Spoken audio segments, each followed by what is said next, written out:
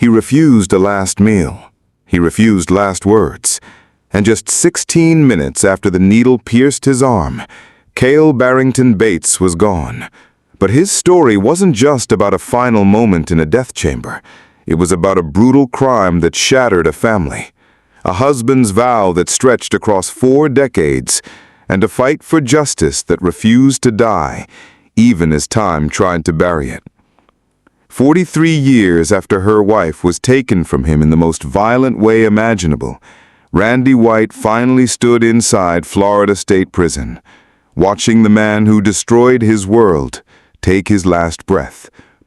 But to truly understand why this execution shook so many, we have to go back to the love story, the crime, and the promise that kept this case alive for over 4 decades. Welcome to Death Row Diaries.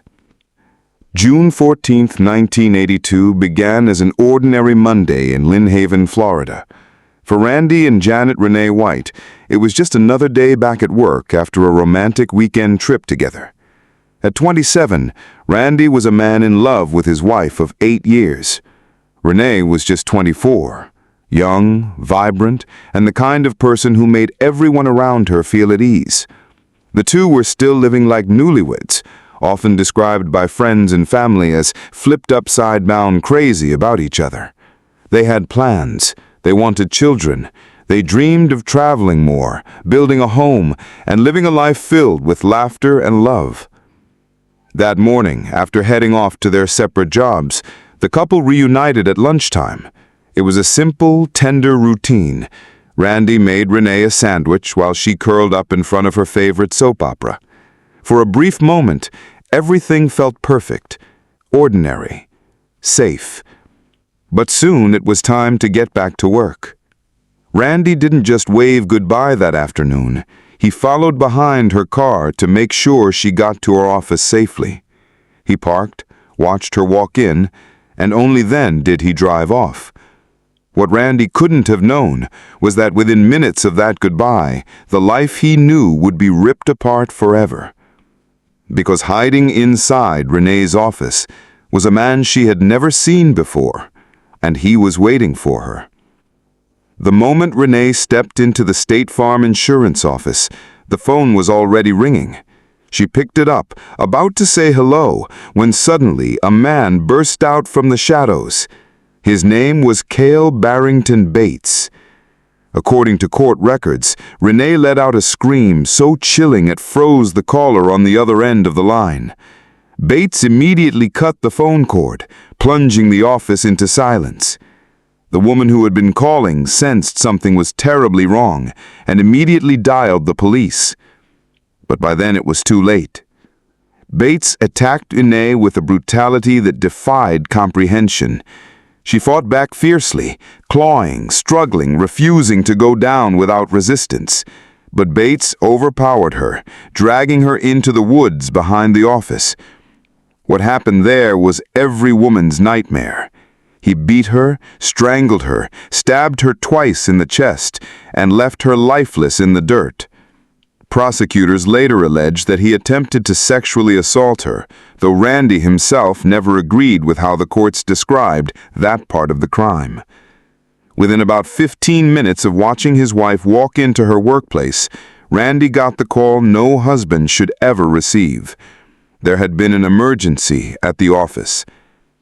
Soon after, a sheriff's chaplain delivered the devastating words, "Mr. White, I don't know any easy way to say this, but your wife's been murdered." Randy collapsed. His entire world shattered in that instant. And yet what made the crime all the more horrific was how quickly police apprehended the suspect. When officers arrived, Bates was still nearby, covered in blood, with Renee's wedding ring stuffed in his pocket. There was no mystery about who did it, no long manhunt, just a brutal crime, a captured suspect, and a husband left to pick up the pieces of a life that would never be the same.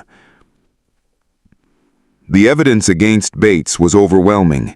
He was caught at the scene, blood on his clothes, the stolen wedding ring in his possession, and testimony tying him directly to the attack. The trial moved swiftly. The jury didn't take long to convict him of murder. The sentence, death. For Randy White, it was both justice and a curse, because while the conviction secured accountability, it also meant he was stepping onto a long, torturous path of appeals, hearings, and delays that would stretch on for decades.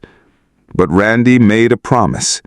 He swore to Renee's memory that he would never miss a single proceeding, that every trial, every appeal, every hearing, he would be there. He would make sure her name was never forgotten and her killer never escaped accountability. For Randy, this wasn't about revenge. It was about love. He once said, "I made a promise to her right after it happened that I would be there for every trial, every hearing, every appeal, and that as long as I was living, I would seek justice for her."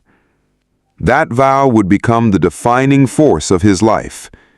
If you've made it this far into Renee's heartbreaking story, make sure you're subscribed to Death Row Diaries. These cases are long and complex, and your support helps us bring justice, tragedy, and closure into the light where people can truly understand them. The death sentence was handed down in 1982, but executions in America don't happen overnight. In fact, for Randy White, the wait would become almost unbearable. Decades passed, appeal after appeal. Attorneys argued trial errors, constitutional violations, and mental health issues.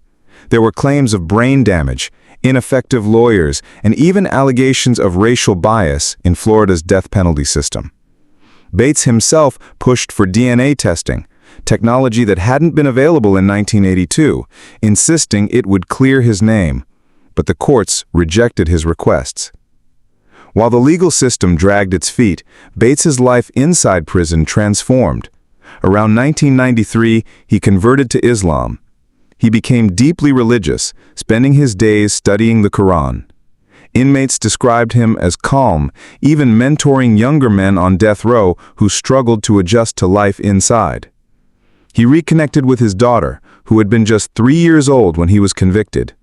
By the time of his execution, she was in her 40s. His attorneys described him as a man of faith, someone who had found peace with his fate even as he maintained his innocence. But for Randy, none of that changed the reality. His wife was gone. The life they had planned together was gone, and he would spend the next 4 decades carrying a grief that no faith, no transformation, and no appeal could erase. In his own words, "After she was killed, that part of me went away. It destroyed me." As the years stretched into decades, the case of Kayle Barrington Bates became more than just about one murder. It became a lightning rod for debates around the death penalty itself. One of the biggest controversies came from an unexpected source: veterans.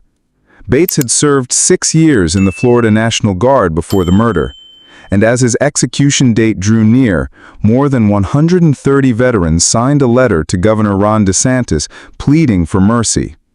They argued that executing a veteran, regardless of his crime, was a betrayal of the state's commitment to those who had once worn the uniform. The letter was blunt: "We can never be a veteran-friendly state when our leader is signing off on their deaths at the hands of the state." But DeSantis wasn't swayed. His message was clear. He wasn't just going after criminals, he was going after what he called the worst of the worst, and in his view, Bates fit that category. Critics also raised questions about race. Bates was a black man, and Renee White, his victim, was white. His attorneys claimed that Florida was more likely to carry out executions when victims were white, pointing to a systemic imbalance in how death warrants were applied. The state, however, fired back. Prosecutors argued that of the 21 execution warrants DeSantis had signed up to that point, 19% were for black inmates and 26% of the victims had been non-white.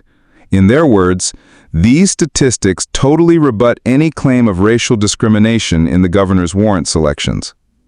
So the controversy swirl: veterans pleading for mercy, lawyers crying bias, and the governor holding his ground. But through it all, one man waited quietly, his date with death inching closer by the day. In the final days before his execution, Bates's legal team scrambled to save him. They filed appeals, arguing everything from trial errors to claims of organic brain damage that they said left him less culpable. But one by one, the appeals were rejected. Even the U.S. Supreme Court declined to step in. For his attorneys, it was devastating. One of them, James Driscoll Jr., described Bates in those last days as a man of faith, at peace with his fate. Bates, he said, wasn't bitter or angry. He was calm, a mentor to younger inmates, a father reconnecting with his daughter after decades apart. Bates spent his final hours in prayer, reading the Quran.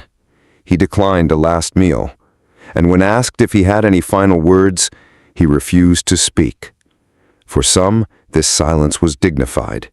For others, it was one last act of defiance. Because even as he faced death, Bates never admitted to killing Renee White. Not once, not in court, not in prison, not even in his final moments. And to Randy White, that silence was deafening. He had waited 43 years for some acknowledgement, some apology, some closure from the man who stole his wife from him.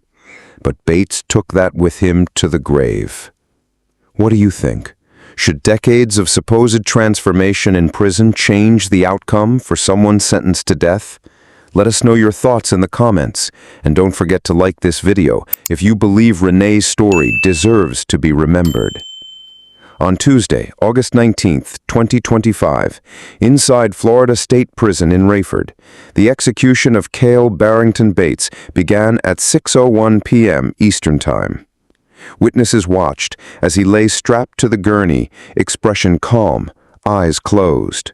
No last words, no last meal, nothing, just silence.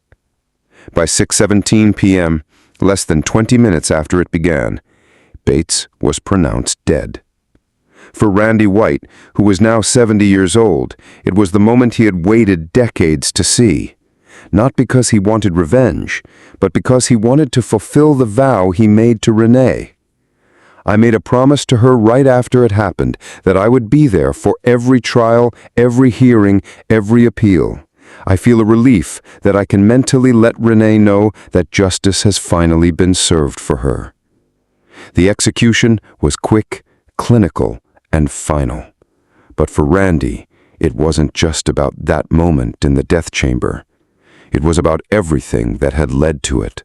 The marriage cut short, the children they never got to have, the decades of loneliness, the siblings of Renee who didn't live long enough to see justice done.